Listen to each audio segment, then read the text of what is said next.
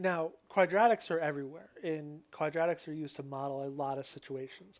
In this example, the shape of a bridge support can be modeled by them. You've actually seen the train bridges and there's an arch above it that's holding the bridge up. That can be modeled as a parabola. In this case, they gave you this function. Function looks messy. It's got a fraction in the front of it, but that's okay because the stuff that we know about quadratic functions are going to be allowing me to graph this without doing quite a bit of work and get some information out of it. So in this case, the vertex of the graph, remember, vertex is just the h and the k. So for this problem right here, my h is going to be 300. So that's the first part of my vertex. The second part, the 150, is the k. So that right there, that is my vertex. So we've got the 300, the 150. Now, it wants us to find the point at the left end. So when I plug in 0 to this problem, what am I going to get? So we plug in 0 to this problem, negative 1 over 600, 0 minus 300 squared plus 150. So 0 minus 300 is minus 300. Minus 300 times minus 300, because that's squared. Now these are larger numbers, so you're probably going to want to use your calculator. You're going to get 90,000. Now we can take the 90,000 and we divide it by 600, negative 600. You're going to get negative 150. And we add 150. And you're going to get 0 as your answer. So when f of 0, when you plug in 0, 0 is your answer. So the point that represents the left side is 0, 0.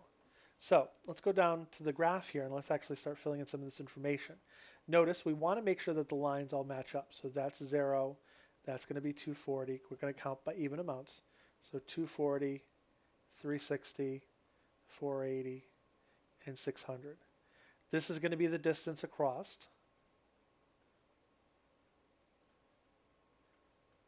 And this is going to be the height of the bridge. So now, I plug in these 2 points. So my first point is going to be at 0, 0. And my middle point is going to be at 300 and 150. So like right there. So 300 and 150. So about right there. Now, if my axis of symmetry is right down the middle here, it's 300 places over to here. So I'm going to go another 300 places and it's going to mirror up. So that means my mirror point is right there. So the point on the right side of the graph is going to be 600, 0. Right? So that's where the mirroring comes in. So if we know one side, we can mirror to find the other side. Notice I didn't have to plug in 600 to find that answer to figure out it's 0. It automatically gave it to me. Now, to do the other 2 points, we're going to plug those values in, figure out what those answers come out to be. And let's just do one of them. So we do the negative 1 over 600 times 120 minus 300 squared plus 150. So minus 1 over 600. 120 minus 300 is going to give me 180 negative. Now we do negative 180 squared, which I'm going to have to use a calculator for. Can't do that one in my head. It's 32,400. So I have negative 1 over 600 times 32,400 plus 150. Now, I'm just going to take that negative 1 over 600, that's a fraction, but fractions mean division, so I'm just going to divide it by 600. So now I'm going to get negative 54 plus 150. Negative 54 plus 150 is 96. So that's going to be 96. So let's graph that point. So I go 120 and 96. So it's going to be right about there.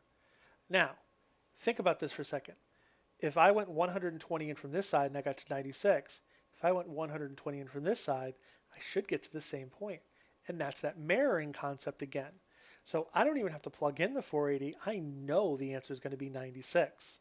So now we can actually graph this graph and we can see the outline of what the bridge, the support for the bridge is going to be. So what's the maximum height of the function? What's the maximum of the function?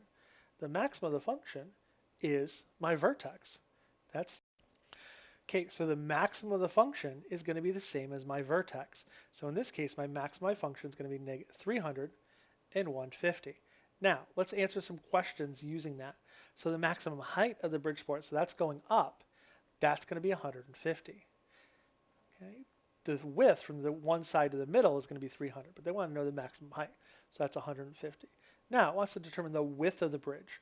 So we're going to go from one side of the bridge to the other side of the bridge. So the distance from the left end to the right end is 600 feet. So the width is 600 feet at the level of the bridge deck. So that means it's 600 feet across at the bridge. So the bridge is basically 600 feet long.